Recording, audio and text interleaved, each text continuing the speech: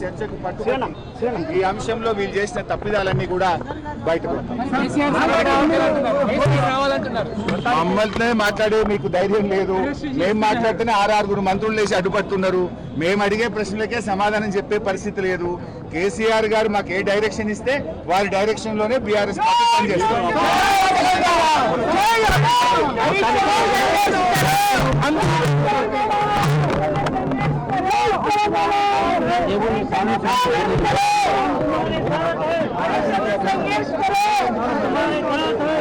పారిపోతున్నది పిరికి కాంగ్రెస్, పిరికిపోయిన కాంగ్రెస్ సవాలు చల్లగా జారుకోవడము చూస్తూనే ఉన్నాం. గంటల నుంచి కూడా అనేక సందర్భాల్లో ఇదే పరిస్థితి.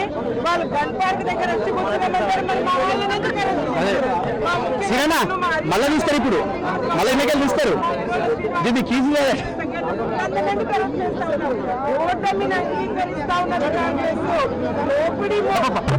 బాబు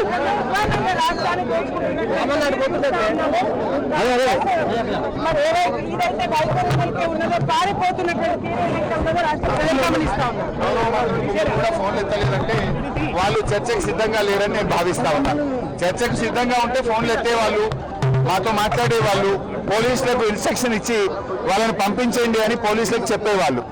ఒకవైపు వాళ్ళు ఏదో వచ్చినట్టు మేము రానట్టు పోలీసులను అడ్డం పెట్టుకొని ఒక డ్రామా నడుపుతా ఉన్నారు. రాష్ట్ర ప్రజలకు అర్థమైతలేదా? నిజంగా తప్పు చేయని వాళ్ళు అయితే, చర్చకు సిద్ధమున్న వాళ్ళు అయితే మమ్మల్ని పోలీసుల చేత ఎందుకు అరెస్ట్ చేస్తారు?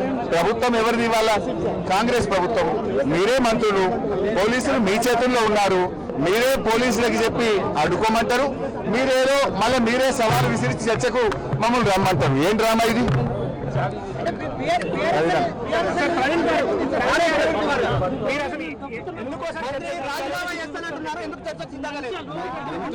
వాళ్ళ దగ్గర లేవండి.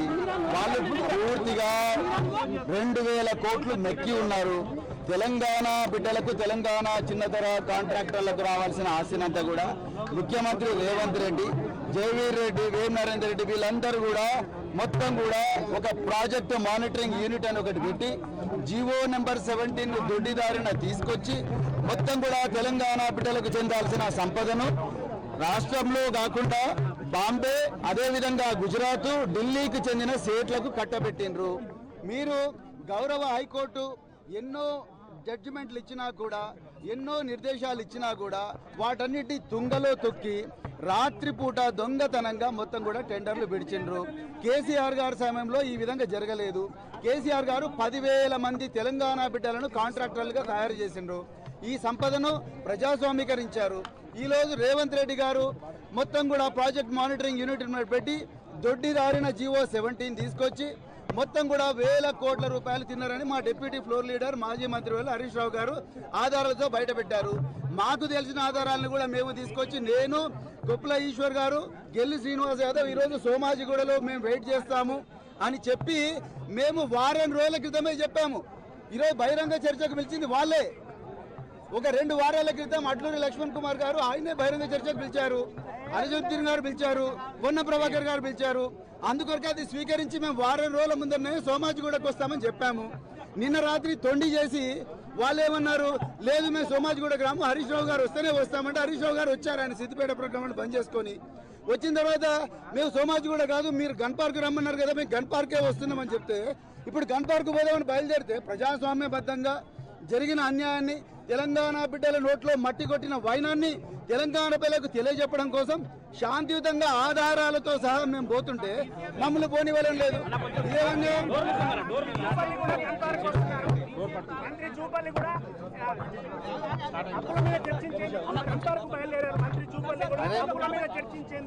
మిస్టర్ జూపల్లి, నువ్వు తెలంగాణ భవన్కి వస్తా అన్నావు. 11 గంటలకు తెలంగాణ భవన్కి వస్తా అంటే అన్ని ఆధారాలతో మేము నీకు శాలువా కప్పి నిన్ను ఆహ్వానించడానికి సిద్ధంగా ఉన్నాం. మరి జూపల్లి గారు మళ్ళా నువ్వు గన్ పార్క్ డ్రామా ఏంది? నిన్న నువ్వే సవాల్ వేసినావు. 11 గంటలకు తెలంగాణ భవన్కి వస్తా అన్న జూపల్లి ఎందుకు తోకముచ్చారు? జూపల్లి గారు నువ్వు తెలంగాణ బాగుంటుందా? కేటీఆర్ గారు నీకోసం ఎదురు చూస్తున్నారు. కేటీఆర్ గారు ఈ సవాళ్ళకు సమాధానం చెప్పడానికి